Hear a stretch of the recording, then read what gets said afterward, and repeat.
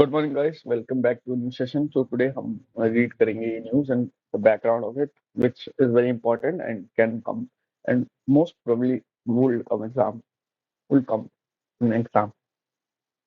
सो भाई यहाँ पे न्यूज़ थी कि they were doing excavation, professor and a student, and that pit it collapsed on them, and the student died and the professor got injured, but police have booked the professor because he was doing that excavation within 100 meter of regulated zone of that protected monument without taking permission। तो ये क्या act है, ये बहुत important है, ये जो लिखा है 300 मीटर। तो ये एक्ट AMASR एक्ट है, जो archaeological monument and archaeological remains act है। ये क्या बोलता है, इसने जो मॉन्यूमेंट है उसको प्रोटेक्ट करने के लिए, एक तो यही एक्ट है जो डिक्लेयर करता है प्रोटेक्टेड मॉन्यूमेंट क्या हो सकता है और फिर प्रोटेक्शन दिलाता है वाया ASI। तो ये act also regulate the protected areas. How?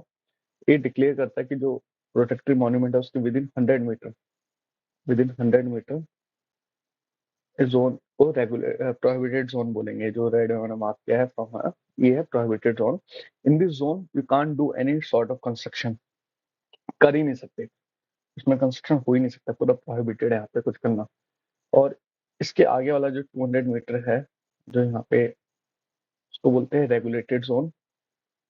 मतलब टोटल जो है वो 300 मीटर है। 100 मीटर में you can't do any sort of construction, it's a prohibited zone. 100 metre से 200 मीटर आगे it's a regulated zone. Here you can do construction, repair, renovation, but you need the permission of competent authority. So अब competent authority क्या होती है? It is declared in this act कि जो in the regulated zone which is 100 meters में competent authority is the NMA, National Monument Authority। OBC act के अंदर बनाई गई है for the giving permission for construction of things within this। और इसके आगे वाली जो रेगुलेटेड जोन है उसमें competent authority is declared by the centre with the respective help of state government. तो वो कोई भी बना देते हैं।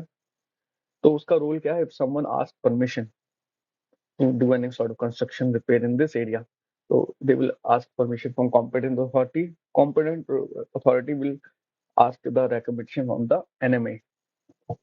NMA then will give कि हाँ you can do it or you can't to the competent authority, and then competent authority will finally pass on to that uh, person who have asked कि भाई you can do construction or not।